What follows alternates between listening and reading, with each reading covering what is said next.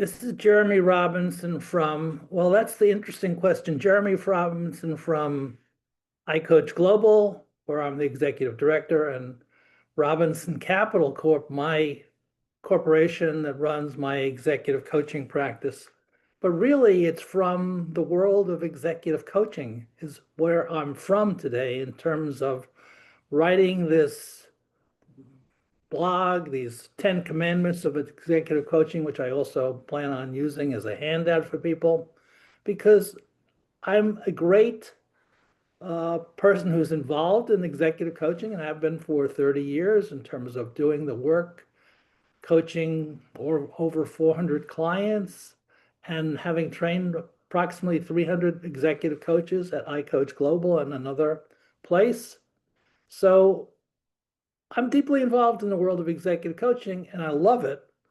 And I have some deep concerns. So that's why I went to, what's the phrase that they use? That's why I'm bothering telling you so.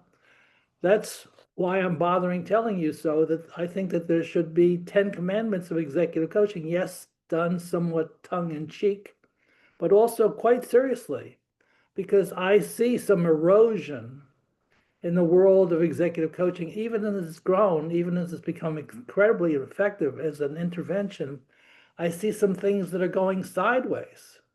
So therefore, I've put pen to paper, or in this case, computer to computer, and come up with these 10 commandments. I would be very interested in your 10 commandments also, and what you have to say that might disagree or reinforce what I have to say.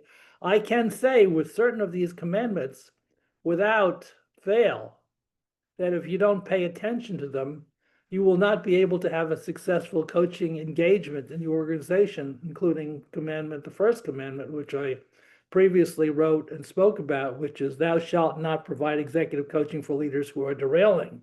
It ruins the reputation of executive coaching for everyone in the organization. Plus, it's a waste of time and money. You know, the problem is we discovered this back in the day, 2003. And we wrote about this in an executive coaching summit I was at in 1998. But it's taking a lot of time, especially as executive coaching is catching on for some folks, and they're making some of the same mistakes because they haven't done their homework. They haven't gotten good enough consultants in, and they are trying to do favors for people of the organization. And it turns out to be no favor at all. No favor at all to allow executive coaching to be given to people who are derailing, because it creates a bad taste about executive coaching for the people in your organization. You want to have executive coaching, the key talent and the high potentials. You want to have executive coaching. And they don't have a good taste when they see people who are derailing getting executive coaching. So pay attention. Pay attention to the other commandments about the brand name for executive coaching, in terms of that big coaching companies are not where you find the best executive coaches. It's small solo practitioners like myself and boutique coaching firms. That's where you find your best executive coaches. Most executive coaches who are really expert in the field know this, but people who are starting to source that in certain organizations do not know this. So this is an important data point. Also, about coaching content, take care. Coaching content should be confidential. Also, about the coaching sponsor, you might be paying for the engagement, but you know what? That doesn't entitle you to confidential information. Executive coaching lives on trust. It requires trust to work. Yes, you should be in on the game in terms of knowing and getting asked, what should you know? And you should please volunteer information about what you see in terms of the coaching client progressing or not progressing in their engagement.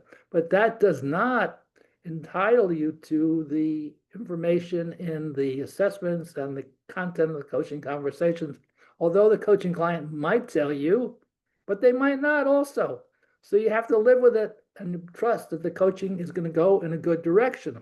But we also need to know that from a coaching point of view, coaches need to challenge their clients and help them develop the organizational savvy that they need to have in those organizations. And also, coaches need to know that they need to collect the right information from companies by asking the important question, what should I know, in the fifth commandment, so that they can do the best kind of coaching work with that client and that organization. So it comes down to the fact that executive coaching is a spectacular intervention. It's not just a bunch of fancy conversations. It is about behavioral change.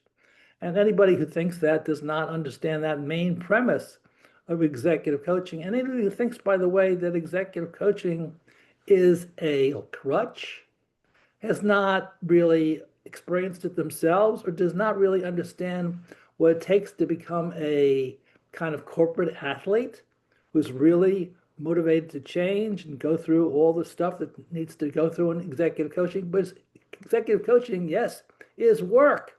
It's additional work for the coaching client, but it turns out to be work that yields a very great return for the organization.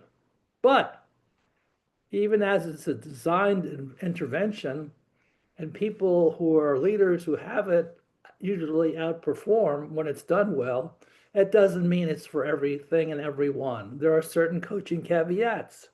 So be mindful when you talk with your executive coach consultant, as you're designing your executive coaching initiative for one leader or many, that you're not doing it at the wrong time, i.e., when a company's in the middle of a merger is not an ideal time to do an executive coaching engagement. It's not necessarily an ideal thing to be doing an executive coaching engagement for a leader who's not ambitious. So there's certain caveats around executive coaching. Be passionate about executive coaching. Executive coaching can not only change people's behavior, but it has a wonderful knock-on effect of helping developing more of a coaching culture in an organization where people feel more engaged and feel that they want to have a culture of engagement. So engagement scores, not just from the coaching client, but others surrounding the coaching client, should be going up as part of this being part of your company culture and initiative. I will continue to make commentaries about executive coaching. I welcome your input. I love them.